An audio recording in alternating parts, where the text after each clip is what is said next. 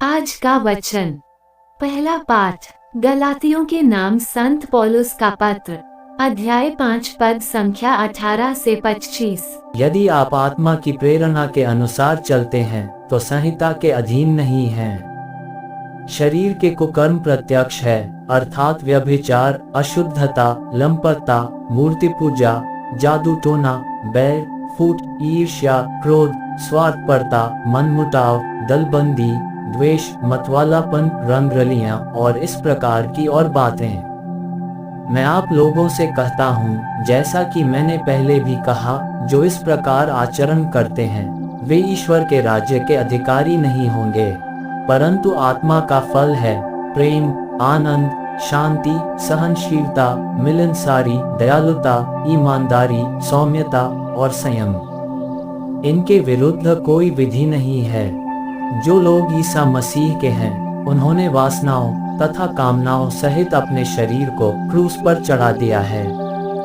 यदि हमें आत्मा द्वारा जीवन प्राप्त हो गया है तो हम आत्मा के अनुरूप जीवन बिताएं। यह प्रभु की वाणी है। सुसमाचार संत लूकस, अध्याय 11 पद संख्या 42 से 46।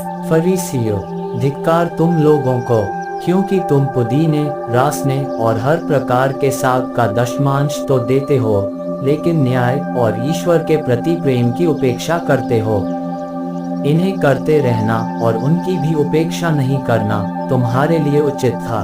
फरीसियों, धिक्कार तुम लोगों को, क्योंकि तुम सभागृहों में प्रथम आसन और बाजारों में प्रणाम चाहते हो।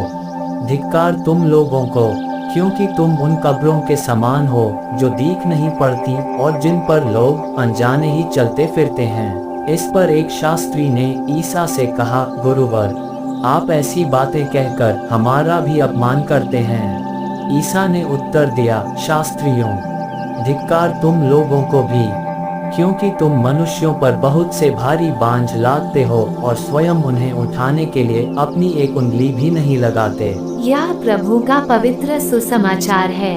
आमीन। आज का चिंतन। आज यीशु ख्रीस्त फरीसियों को इसलिए धिक्कारते हैं क्योंकि उन्होंने मानवता के धर्म को भूलकर नियम और अपने आप को महत्व दिया है। अपने नियम के अनुसार चुनी हुई प्रजा के रूप में उन्होंने दूसरों का सारा ध्यान अपने आप पर केंद्रित करना चाहा। कहे तो उन्होंने अपने जीवन में दूसरों को पाठ तो अवश्य पढ़ाया, पर स्वयं उसके सही अर्थ को समझ पाने में नाकाम थे, क्योंकि ईश्वर के द्वारा दिया गया दूसरे के जीवन को तो उन्होंने कोई महत्व ही नहीं दिया, और इस तरह उन्होंने अपने जीवन से ही ईश्वर को निकाल फेंका था। क्योंकि विश्वास वो सत्य है जहां हम ईश्वर की उपस्थिति पर निर्भर करते हैं, क्योंकि जब हमारे जीवन में विपत्तियां आती है हम उन पर ही तो आश्रित हो जाते हैं। अतः आज हम प्रार्थना करें कि ईश्वर हमें वो शक्ति प्रदान करे कि हम मानवता को अपने जीवन में जगह दे सकें। आमीन।